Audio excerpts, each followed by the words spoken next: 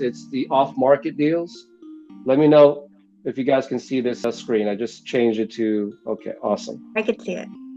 Awesome. All right, so part of our SDR role is reaching out to property owners, and that's going to be a combination of those that want to, right, take some equity out of their homes, and then some of them are going to say, hey, listen, you know what?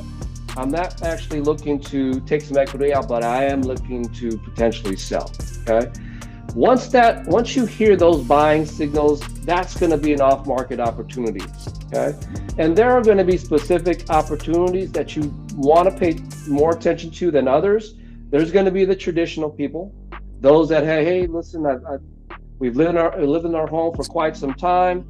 All of our kids have moved out. I'm just looking to do a traditional sale, which is awesome. We'll be more than happy to accommodate that. I think Al has just jumped on. Welcome, Al.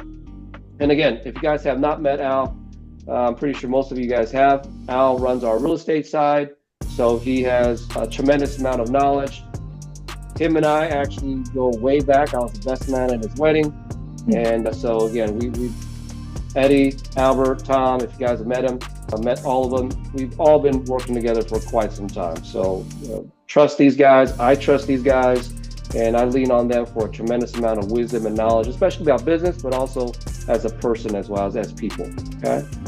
So again, going back to sourcing off-market deals, when you are talking to people, again, you're gonna have areas where they wanna have some financing solutions, right? Take some equity out, or take some equity out to buy more properties. Then there's gonna be opportunities where they're gonna be, hey, listen, I'm looking to sell. And I'm looking to sell quick. I don't really want to list, right? My house is really ugly. I've got some deferred maintenance. If you hear something like that, that's a thumbs up. Okay, that's a thumbs up. And I'll tell you why. We have a growing tremendous database of investors. We invest ourselves, but at the same time, we cater towards those business owners, and a lot of those business owners are also investors, okay? So when you're sourcing off-market deals, what we're looking for are those that absolutely, they're off-market, they're more flexible, they want to get things done, and they want to usually get things done quickly, okay?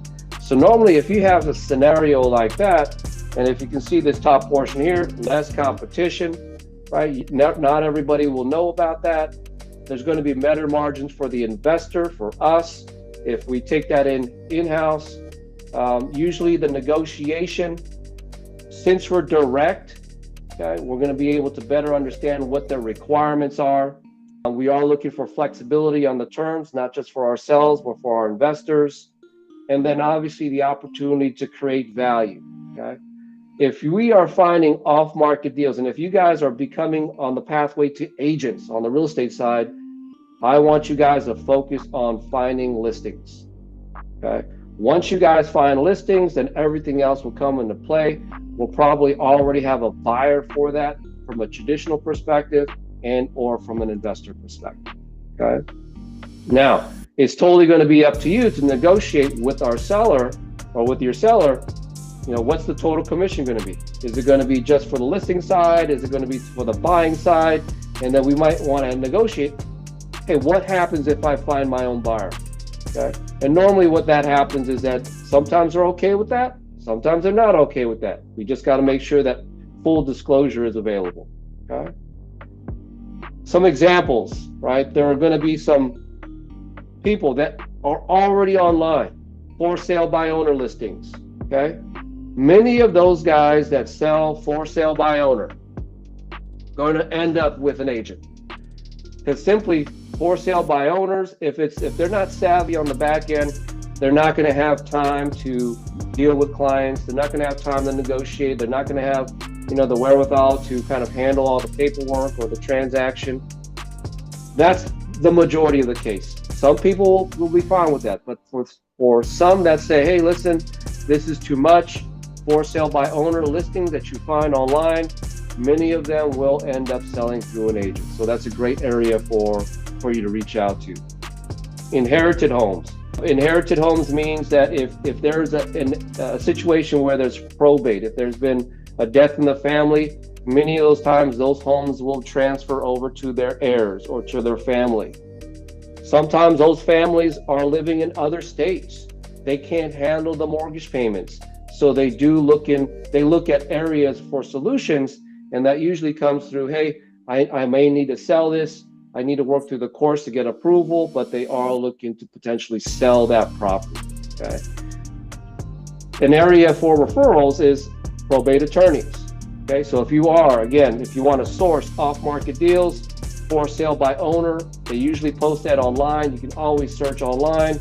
Inherited homes, connect with your local probate attorneys. They'll be more than happy to potentially work with you on some deals. I know that Al has worked with a tremendous amount of attorneys on their probates.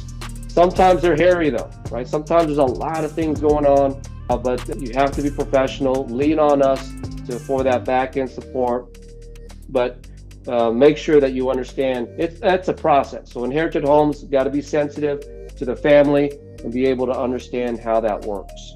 Okay, landlords, right? A lot of individuals. Oh, I've got an idea, and I usually do this myself. I'll usually look at Zillow or Craigslist, find out, what are the landlords that are posting their properties online for rent?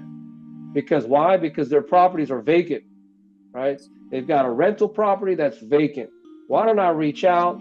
Hey, what's your plans for this property? What happens if you don't get it rented? Are you looking to potentially sell? Do you need some cash out? Right? Those are some opportunities that are very obvious online that you can obviously reach out to. Okay, pre-foreclosures. You've got to be able to access lists. We do have access to those kind of listings, pre-foreclosures.